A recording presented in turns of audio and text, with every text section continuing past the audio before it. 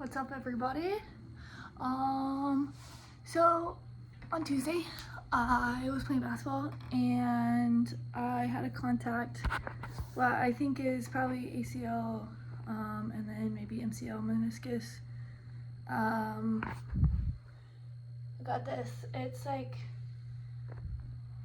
wow, I didn't think about it intro, but that's kind of usual. But I because I was a strength conditioning coach and because I've had to help a lot of people in their return to play with an ACL, I just want to maybe put like my progression on YouTube and talk about all the things that I'm doing that are helping, all the things that I'm doing that are hurting, kind of talk through some of the different pain points, what that could mean. That way, if you are going through this as well, or I guess after I complete this and it's still on the internet, if you happen to be going through it again or later, then you have access to this, and hopefully it can help you recover faster and then be able to communicate what's going on with your body better to the doctors, which helps you get better care. So that is a goal. So what happened? I'm gonna put you in between your feet. Maybe I'll flip around, put you on the couch. Okay. So what happened is, excuse me, I was running down the court. My right foot, or like me and this guy were like this, and I was right here running down the court this way. So my right leg was on the outside, and my foot got caught up, and he cut in, so he hit my body, and my knee kind of did. I feel like, and it's hard for me to remember because my brain is like kind of blacking it out, but it was kind of like this or like this. I don't know like how that would have gotten my MCL. Anyway, it's kind of blurry at this point, but I definitely felt it slide, and so that's kind of like the mechanism of what happened. And then I'm having pain behind my knee, which is typical for ACL, and then in here, which is MCL or like the medial meniscus. It's definitely unstable. I had a lot of pain when I first did it, but I'm kind of of the mindset like pain is an indicator, and then you need to get specific on what the pain is indicating. So I kind of have a pretty high tolerance of pain, I think, and I'm able to kind of like push it out and realize like there's a lot of instability, there's some aching in very specific areas I just mentioned, and then when I walk I kind of get like a little bink bink bink, and it's weird, and then it feels like unstable to the medial. So again, I went like, this was Tuesday, so Tuesday night was like the incident.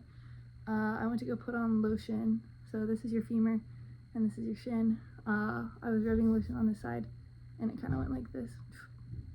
That didn't feel good. So then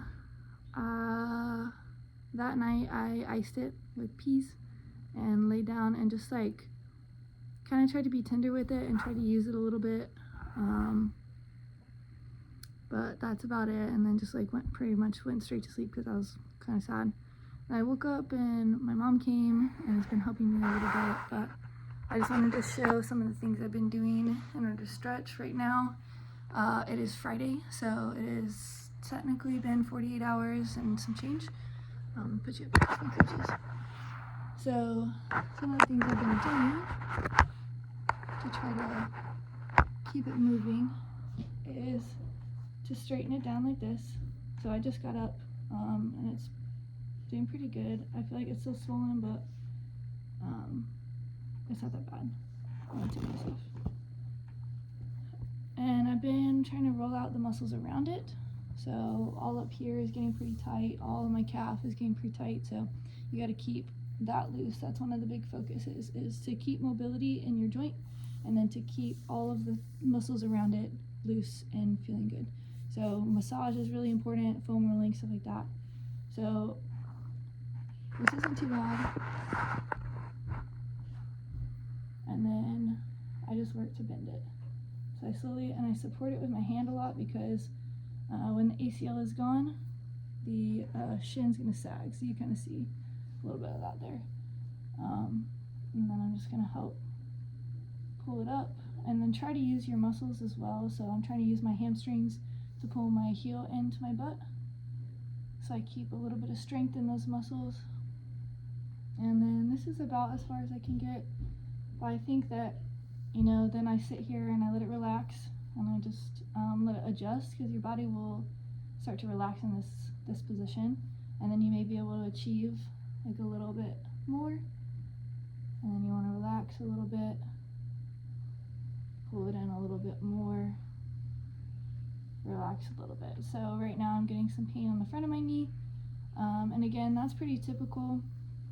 And then I'll talk about that in a second. And then I just kind of like, again, support the back of my knee, and then let it go down, and go slow. If you want to add a little bit of speed, that's not always a bad thing, but like, don't go crazy, because right now what's going on is you got rust in your mechanisms, so there's a lot of pressure in there, and you don't want to move things too fast, because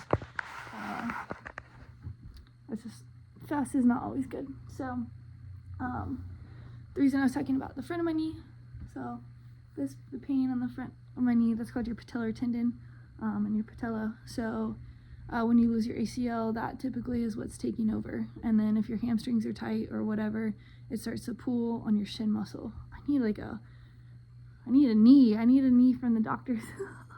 But maybe I'll get out my anatomy book and show you guys a little bit better. But I'm trying to think if my knee is gonna help.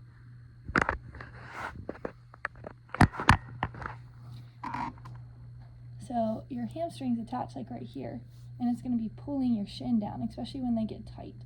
So your patellar tendon is supposed to keep them even, and then when your hamstrings get tight, it pulls your shin down, and your ACL helps prevent that. But when you don't have an ACL, it starts to pull it down. You know, just, it's fine. It's not a bad thing. I mean, it's not how it's supposed to be, but it's not going to kill you, okay? So then your patellar tendon kind of has to start taking down, so that's why it gets a little tender. But yeah, so that's what I suggest for your first couple days, is just really focus on bending as much as you can, and then straightening out. And then if you're really stiff, don't even worry about moving it like back and forth. Like the reps I just got is because I'm on my, like, going into my third day. So start slow and just like relax into straight, leave it there for a couple minutes. Sometimes I would sit there and like be on my phone or whatever, and like let it sit, and then I would slowly, and then leave that for a couple minutes. But now I've gotten to the point where I can kind of like move it back and forth a little bit better. Try, if you can, to walk normally, but for me it was just like my gait is not normal, and when I put pressure on it, my knee kind of slides. So I've been using my crutches, and then doing my stuff on the floor. So I'm gonna record another video showing how I roll out, and then another video of how I'm stretching, and then another video for exercising. So pre-operative. I get an MRI in 4 days, I think. So I'll just kind of be doing those things until I know what's going on. And either way, if I do or do not have to have surgery or whatever's going on, those are things that are really important to do while you're preparing for a knee surgery. So yeah, but first focus on that, getting it moving, getting it bending, and then once you start to feel better, it's just like really important to tell your body that it's going to be okay. And again, if you're taking it easy, you're not going to hurt yourself again.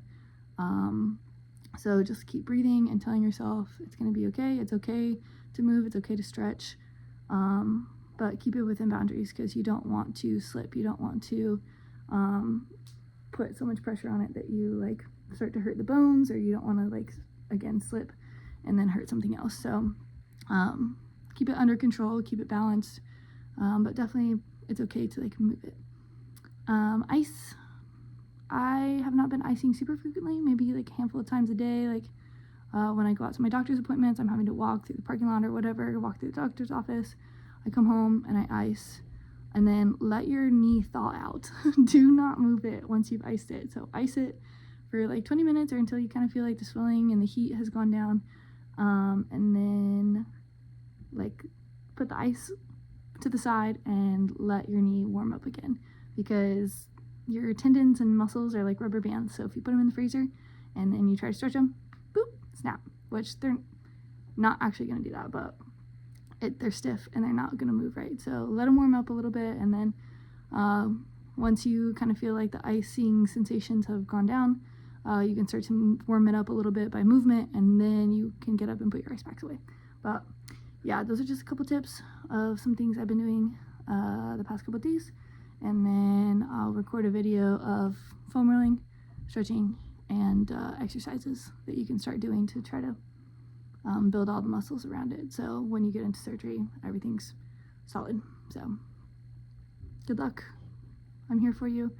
If you have any questions or comments or things that worked for you, or things that you're wondering how I'm doing right now with one leg, put it in the comments and I will do my best to help you out and point you in the right direction at least. So much love. We're gonna get through this. It's gonna be awesome, and we're gonna learn a lot, and yeah, peace.